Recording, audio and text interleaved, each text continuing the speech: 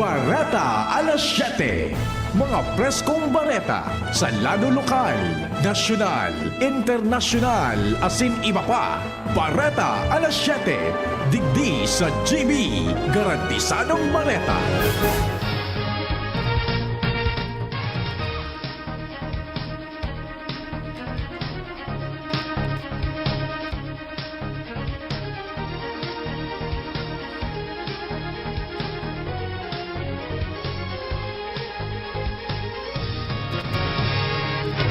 Maray na aga mga tugang uya po ang mga bareta ngunyan na Miyerkules. Kami ang maatod kan bareta. Ako po si Jasmine Baloloy. Ako man po si Edwin Peralta. Enot sa headlines kan mga bareta. Sa lado lokal,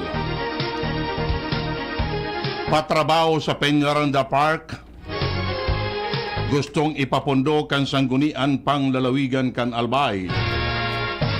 Mga lolo asin lola, pati mako apo pig-inganyar kan Diocesan Commission on Family and Life na mag-intra sa si lolo asin lola kan buhay ko contest. Santo Domingo Community College, nakatala ng bendisyonan asin inauguraran sa Hulyo 5. DOH Bicol, puntirya na mapalangkaw sa 50% ang screening, diagnosis asin treatment kan helang na cancer ngunya na taon. Sa lado nasyonal, Kamara de Representantes si pagpapadagos ang pagdangog sa propestong 150, sagkod 350 pesos na aumento sa sweldo. Sobra 10,000 na mga college student kaipuhan kan DSWD sa Tarabasa Tutoring Program. Mga senior officers kan pulisya binalasa. Pag-agi kan Chinese aircraft sa espasyo sa Luzon, aram kang Armed Forces of the Philippines.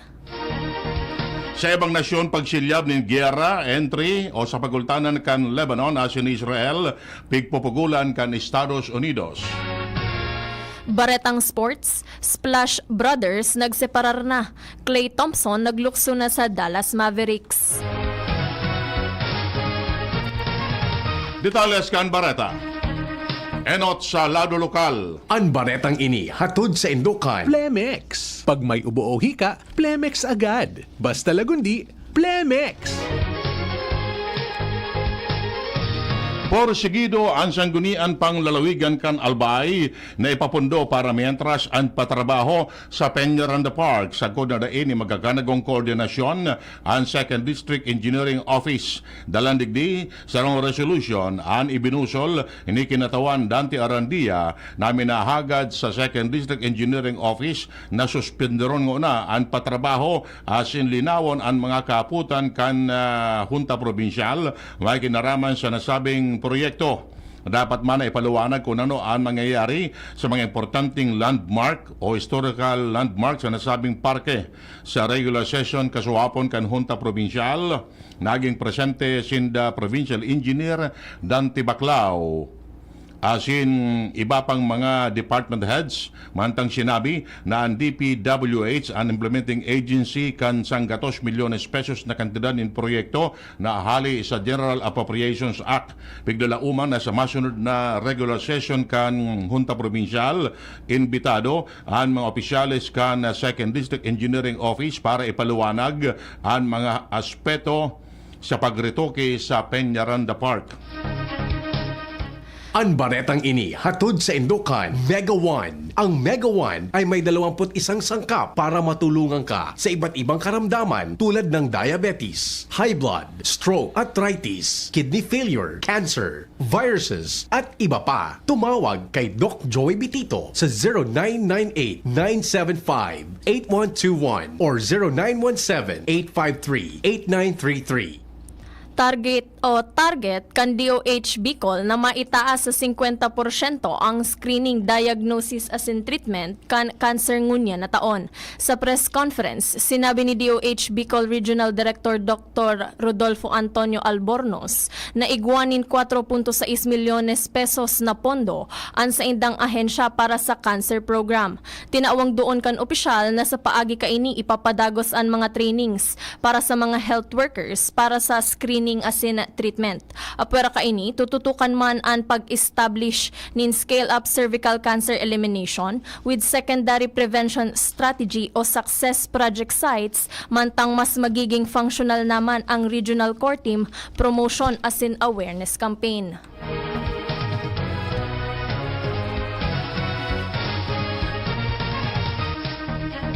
Formal lang gigibuon sa Hulyo 5 ang blessing as in inaugurasyon sa Santo Domingo Community College sa San Andres Resettlement Site sa Barangay San Andres, Santo Domingo, Albay. Biglalauman na magiging bisita sa okasyon sinda Albay 2nd District Congressman Joey Sarte Salceda, ako Bicol Party List Representative Saldico, as in AKB Representative Jill Bongalon.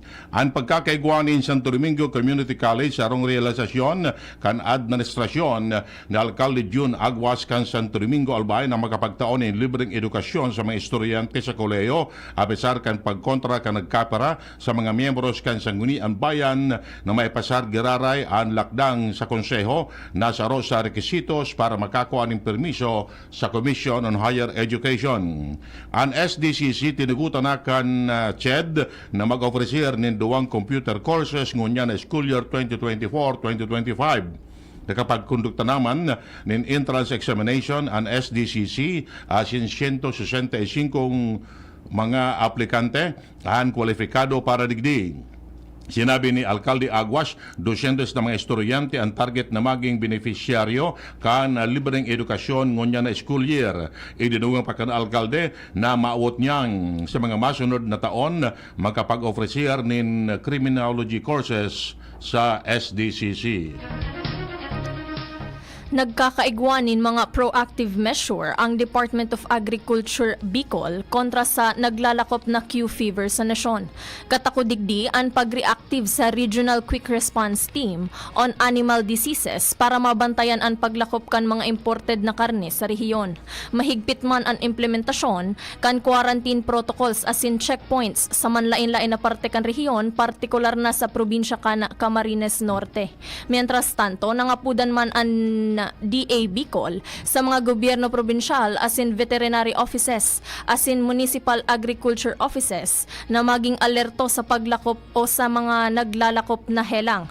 Pangapodan man kan ahensya sa publiko na imantinir ang pagiging malinig kan mga pigaataman na hayop as in limitaran ang pagbisita sa mga livestock farms. Igwanin solar power plant na nakatalaan na ipatindog sa Rapo-Rapo, Albay bago matapos ang presenteng taon. Sinabi ng Alkalde o ni Gobernador Rex Lagman na inian mas sa pangmatagalan na solusyon sa aluyang problema sa supply ng kuryente sa nasabing isla kung saan bako sana ang pagtaonin mga generator set ang kaipuan kan mga barangay kundi pangmatagalan na solusyon sa sindang problema sa supply ng kuryente. Tinawanin doon ni Lagman na renewable energy na ang kaipuan ngunyan.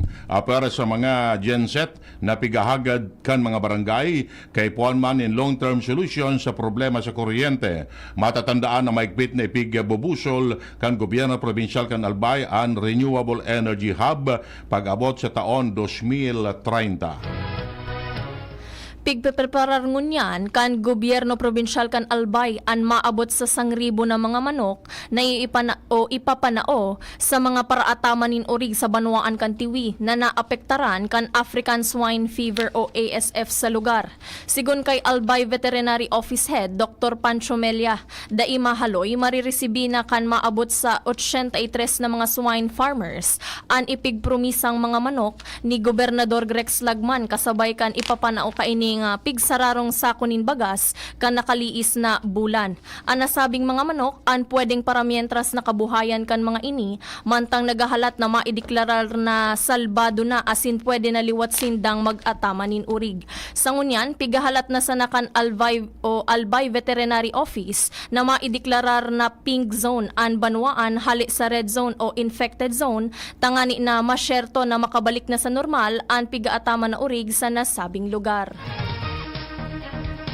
Kinonfirmar ni Provincial Veterinarian Dr. Pancho Melia kan Albay Veterinary Office na nasa pink zone ang Legao City dahil naloy makaliis na makapag-resto ini nin sarong kaso nin African Swine Fever.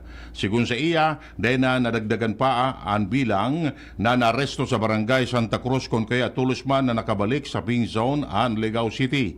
Matatandaan na nagkaigwa nin mass testing sa mga barangay sa Legao City tanganing masyerto na dainin anuman na naglalakop na virus sa mga ataman na orig. Kinumpirmar ni PIDEA Regional Director Edgar Jubay na uminabot na sa 41 ng mga munisipyo asin syudad sa Bicol Region ana ideklarar na bilang drug-cleared municipalities asin cities.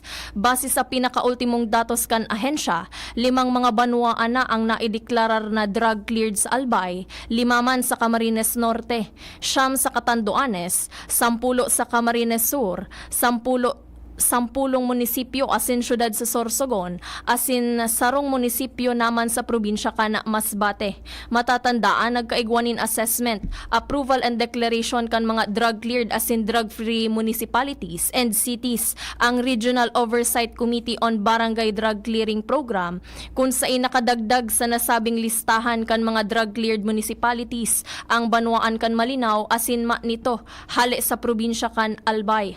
Ang deklarasyon na ini kasabay kan selebrasyon kan International Day Against Drug Abuse and Illicit Trafficking ngunya na taong 2024. Ipinahayag ni DOH Regional Director Rodolfo Albornoz na 100% functional ang Catanduanes sa pagpatob kan Electronic Logistics Management Information System o LMIS sa kabos na rural health units asin mga hospital kan gobyerno. Sinabi ni Albornoz ng LMIS sarong integrated software system na magkakatabang sa pagmanihar kan electronically sa supply chain, hali sa distribution sa good warehouse administration kan mga healthcare commodities. Matatandaan, enot ng inanunsyo kan DOH sa Catanduanes ang pinakaenot na probinsya sa Kabikolan na nagpaotob nin LMIS. Pig-inganyar kan Diocesan Commission on Family and Life o DCFL ang mga lolo-lola asin mga makuapo na mag-intra sa indang pa-contest na may titulong si Lolo asin Lola kan Buhay Ko. Sa programang Usapang Pamilya, sinabi ni Ludi Kiambao Verdejo kan DCFL asin pamayo kan Catholic Grandparents Association of the Philippines o SEGAP na kung igwang talento sa pagsurat, pagkanta asin pagsayaw pwedeng magpartisipar sa nasabing pa-contest. Sinabi ni Verdejo na ang SEGAP sarong programa kan komisyon na magselebrar kan Grandparents Day sa Hulyo 26 ngunya na taon kasabay kan kapistahan ni San Joaquin asin Santa Ana ang mismong lolo asin lola ni Jesucristo. Bago mag-abot ang aldaw na ini, magkakaigwa mo na nin makolor asin pano nin kaugmahang tampok ang mga aktibidades arog kan story writing harana ni lolo asin lola asin lolo and lola dance contest. Mientras tanto, ipinaliwanag naman ni DCFL Lay Co-Chair Georgina Alibin na sa mga interesado pwedeng magdulok sa Parish Commission on Family and Life Coordinator para magpalista, aramon an mechanics asin iba pang mga kaipuhan. Sinabi niya nagigibuhon ang grand competition sa Hulyo 20, 2024 sa SM Event Center, Legazpi City. Yan ang primerong gabtang kan mga barata. An iba pa pagkatapos kani. At Ngayon, ang pinakabago, ang pinaka-epektibong food supplement na mabusising ginawa sa Amerika at matapos ang 3 taon, aprobado na ng FDA. Mega One, ang evolusyonaryong produkto na nagtataglay ng 21 natural na mga komposisyon na nakatutulong upang palakasin ang immune system at ang ating kalusugan. Para sa karagdagang impormasyon, Maaaring pumunta kay Doc Joey Bitito sa Barangay 18, Cabangan West, Legazpi City, kaharap lang ng Bangko Sentral ng Pilipinas. O tumawag sa 0998-975-8121 or 0917-853-8933 para sa free consultation sa natural medicine. bisitahin din ang aming Facebook pages, Mega One-Superfood at MHC Bayanihan Official. Mega One, evolusyon para sa kalusugan. Experience a night filled with extraordinary joy, love, and inspiration through music and praise. Experience God's love in a beautiful way. Nasa iyong palad ang iyong likha. Come, celebrate your faith and receive God's more with the Expand Worship Celebration 2024, a benefit worship concert with Brother Bo Sanchez, our renowned motivational speaker, Catholic lay preacher, book author, and founder of the Feast and Light of Jesus Family, along with Brother Alvin Barcelona and Brother John Escoto, happening on August 24, 3 p.m. onwards at the Ibalong Center for Recreation, Legazpi City. Tickets are available at the LCC Business Center near you. Visit, like, and follow The Feast Bicol for more details and promos. Brought to you by The Light of Jesus Family, The Feast Bicol Community. Madya, makisumaro, magresibi. Be part of this bigger mission, and together, let's receive God's more. Hashtag Receive Expand Worship Concert 2024.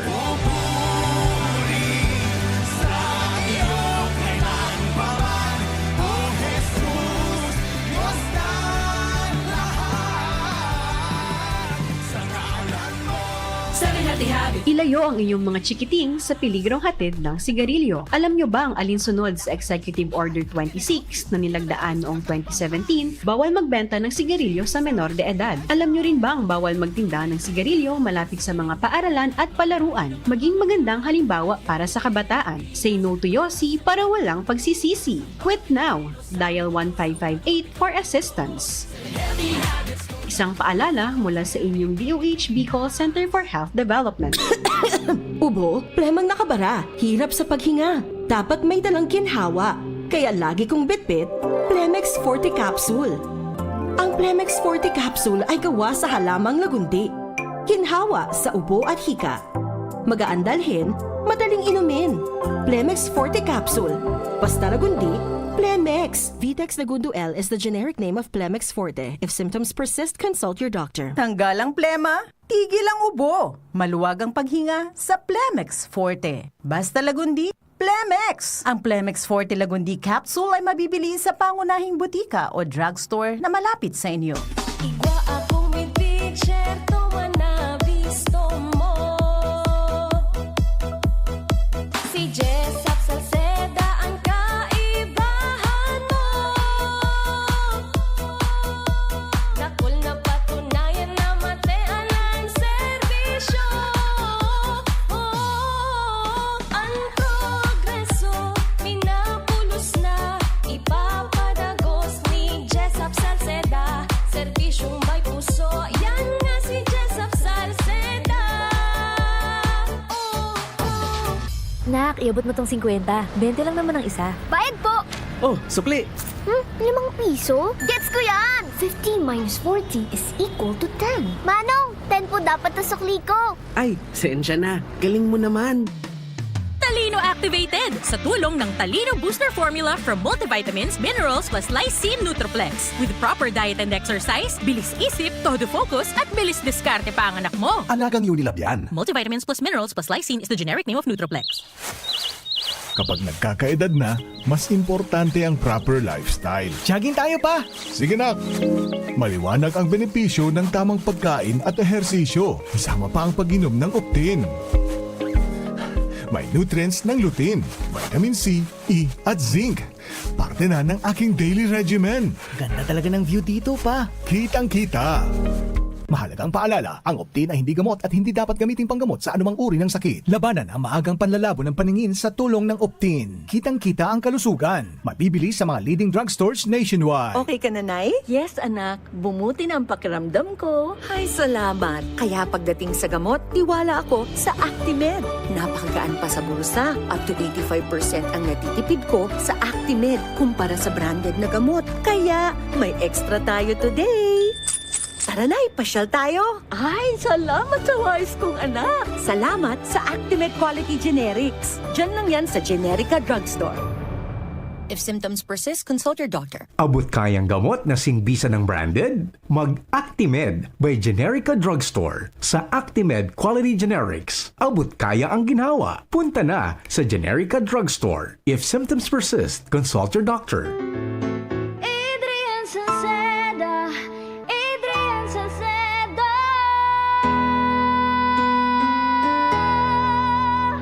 Padagos ang pagtabang niya sa sato padabata. Yan an sa tong alkalde sa banwaan ni Pulanggi. Taon-taon kada ko lang mga naginibuhan niya. Idolo padabata si Adrian Salceda. Tunay na aki kan tercer distrito. Nonoy kap Adrian sa tuyang idolo. Adrian Salceda, padaba siya kan masa. Alcalde kan Pulangi, mayor nonoy kap ikana. Adrian Salceda, pag-asenso na matira. Banuan kan Pulangi, kay mayor nonoy kap. Good news! Mga lolo, lola, asin mga makuapo. Kung igwa ka mong talento sa pagsurat, pagkanta, asin pagsayaw, mari na! Entra na sa pa-contest kan Diocesan Commission on Family and Life na ang titulo, Si Lolo asin Lola kan Buhay Ko. Ang Catholic Grandparents Association of the Philippines o SAGAP na sarong programa kan komisyon, magseselebrar kan Grandparents Day sa Hulyo 26 sa kapiestahan ni San Joaquin asin Santa Ana, ang mismong lolo asin lola ni Jesucristo. Bago magabot ang aldaw na ini, magkakaigwa mo na nin makulor asin pano-pano ning kaugmahan ng mga aktibidades. Araw ganing pa-contest sa story writing, harana kilolo asin kilola, asin lolo and lola dance contest. Kaya ano pang pighahalat nindo? Palista na sa Indong Parish Commission on Family and Life Coordinator asin maghirilingan kita sa Grand Competition na gigibuhon sa SM Event Center sa maabot na petsa 20 kan Hulyo 2024. Special prizes awaits you! PS, makipaghilingan sa Indong PCFL para sa mechanics asin iba pang mga kahaputan. DCGB Barreta alas 7. Barreta alas 7. Detalles kan Barata sa Lado Nacional.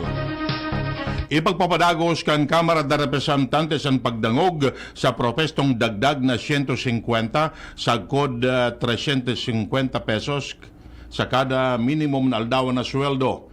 Inan sinabi ni House Committee on Labor and Employment Chair Asin Rizal, Congressman Fidel Nograles, matapos magdesisyon ang Regional Tripartite Wages and Productivity Board National Capital Region na dagdagan ng 35 pesos sana ang daily minimum wage. Sigun kay Nograles, padagos na pag-urunan kan Kongreso ang propestong wage hike.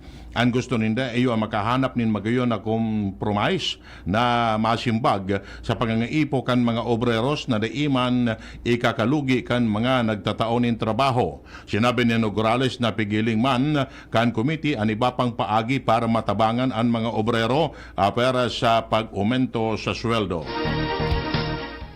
Tanganing abuton an sa indang target ngunya na taon nangangaiponin maabot sa sobra 10,000 na college student ang Department of Social Welfare and Development o DSWD nagigibuhon na tutor sa indang Tarabasa program. Ang mga second year to fourth year hali sa piling mga state university na parte man kan low income families pwede nang maging youth development workers o tutor sa sobra 85,000 na mga aki na Malaog sa grade 2 na nadidipisilan asin da itataong magbasa katrokes kan sweldo na madipende sa kanya-kanyang regional daily minimum wage. Apera padigdi da imanin po problemahon sa pamasahe dahil sa saguton kan ahensyaan sa indang transportation expenses para sa gigibuhon na learning sessions. Kasuhapon, opisyal nang nagpuon ang programa sa 7 rehiyon iyo ang National Capital Region, Central Luzon, Central Visayas, Eastern Visayas, Northern Mindanao, Soksalgen asin Calabarzon.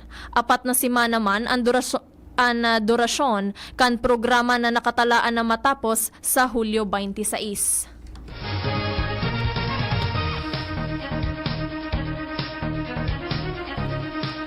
Nagpautob nin pagbabalasa ang Philippine National Police sa lado kan sa indang mga senior officials.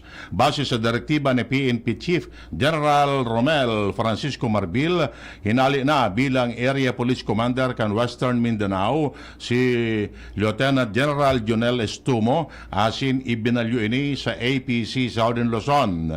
Si Major General Bernard Banak, yun naman ang hinali bilang Director kan Directorate for Police Community Relation asin ibinugtak bilang Area Police Commander kan Western Mindanao.